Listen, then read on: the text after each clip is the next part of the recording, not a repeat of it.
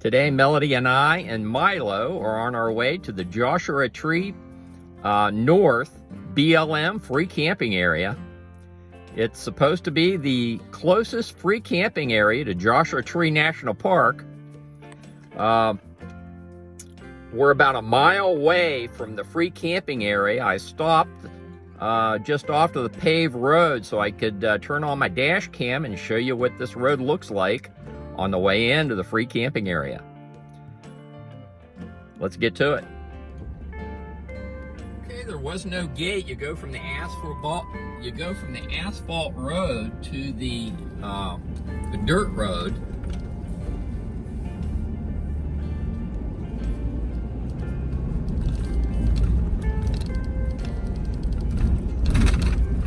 On your way in, you'll see a sign that says private property, no trespassing, but you can travel down this road to the free camping area.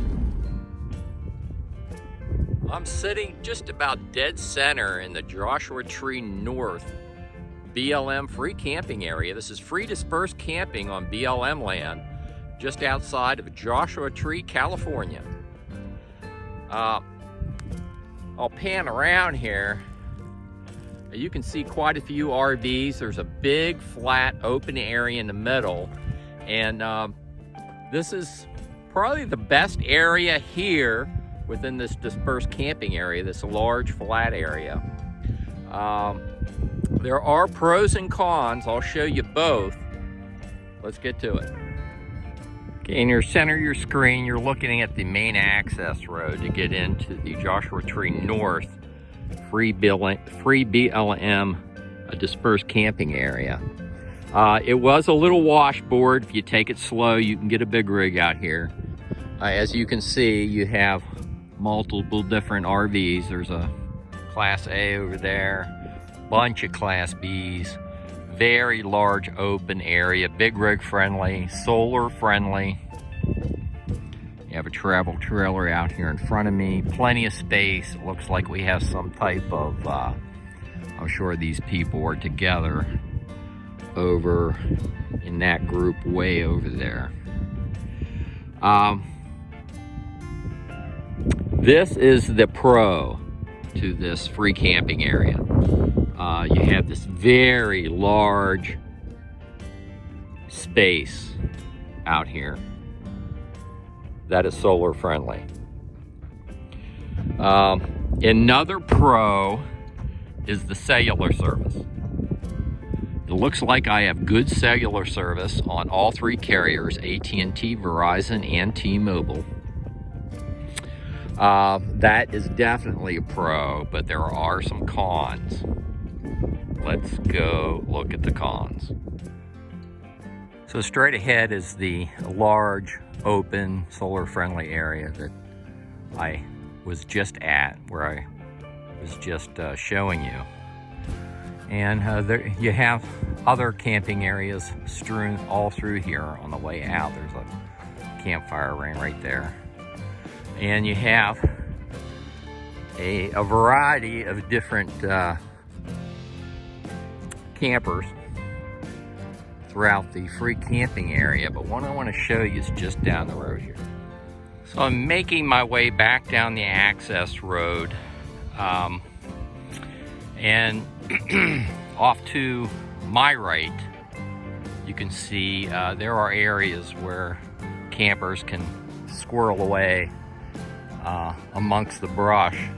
There's a Class A with the generator running. What I want to show you is just down the road here. So the big flat open area back down that way, that's the Class A I just showed you. You have a tent set up over here, multiple different travel trailers squirreled back in the brush. There are more tents strewn here, car camping. As you come in, this is where it gets a little sketchy. Some of these campers have an awful lot of stuff around their trailers, which leads me to believe that they're here for longer than the 14-day stay limit. Take a look at all the stuff piled up around that travel trailer right there. And here's another vantage point of that same camping configuration. You see all that stuff piled up outside the travel trailer? Wow. So this is the intersection I wanted to show you. There's two roads that come together here, and right on the corner you have a, looks like a solar field where they're collecting solar energy. And you got a road going down this way, and this is the access road going back out to the asphalt road. From where I'm standing, going this way, should be BLM land. I use the Public Lands app. It's on both iOS and Android, and it's showing that the BLM land starts right where I'm standing at this intersection. So, but as you come in, you're going to see a couple campers down that way, and they have like large water tanks. I'm talking like more than 50-gallon water tanks sitting outside of their RVs. They're set up long term, but I think pretty sure that's private property. And so that's something that you may want to be aware of.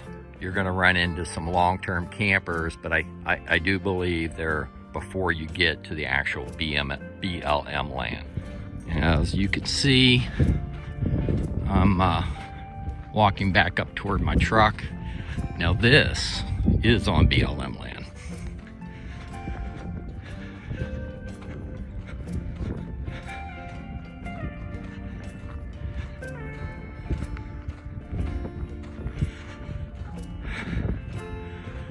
I'm wondering if they've been here more than 14 days. So I'm making my way back to my truck. You can see it way off in the distance there. But I wanted to come down and check out this entrance because, like I said, it was kind of sketchy. But then I get on the Public Lands app to see where the BLM boundary was. And, you know, you want to feel safe if you come out and you're going to recreate out here on BLM land. And I think you're pretty much okay if you come out here to this big, large area back where my truck is. There's plenty of space out there where you can be off by yourself. All right, almost all the way back to the truck. I did read some reviews online. Some folks had said that there were a problem with bugs out here, sand fleas or something like that. There's a gentleman sitting out by their RV over there. I think I want to go over and ask them about the bugs, especially at night, and get their opinion. Okay, well, I just chatted with that gentleman in that RV. Nice guy from Canada. He's been down here multiple times, and says bugs are not a problem here at the Joshua Tree North BLM. And he's hanging out here, having a good old time. I think I'm going to leave it here. I'll have the grid coordinates for this free camping location in the written video description on YouTube. I'll also have the upload and download speeds for Verizon, AT&T, and T-Mobile in the written video description as well.